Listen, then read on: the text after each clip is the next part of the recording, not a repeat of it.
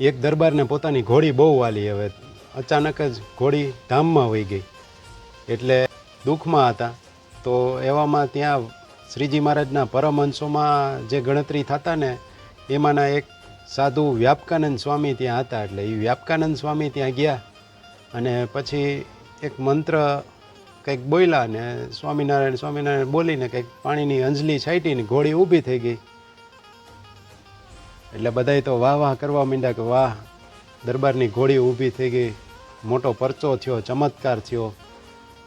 આ બધું કરીને પછી વ્યાપકાનંદ સ્વામી શ્રીજી મહારાજને મળવા આવ્યા ને ત્યાં તો શ્રીજી મહારાજે કીધું કે વાહ, તમે તો ભગવાન થઈ ગયા.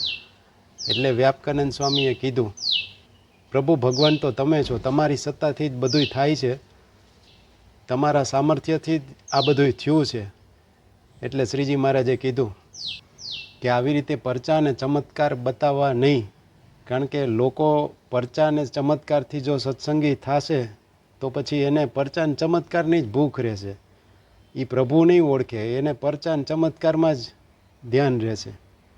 અને એક જગ્યાએ એનું કામ થાય તો એ બીજે જગ્યાએ પરચા અને ચમત્કાર ગોતવા જશે. એટલે આવી રીતે ભટકતો રહેશે. એટલા માટે જ આ પરમહંસો બધાય અઢળક પરચા અને ચમત્કારો કરી શકે એવા હતા, છતાં પણ પોતાનું સામર્થ્ય હંમેશા ઢાંકેલું રાખ્યું શ્રીજી મહારાજની આજ્ઞાને લીધે. બાકી એક એક પરમહંસ જે બધા હતા એ પ્રભુની જેમ પૂજાય એવા હતા.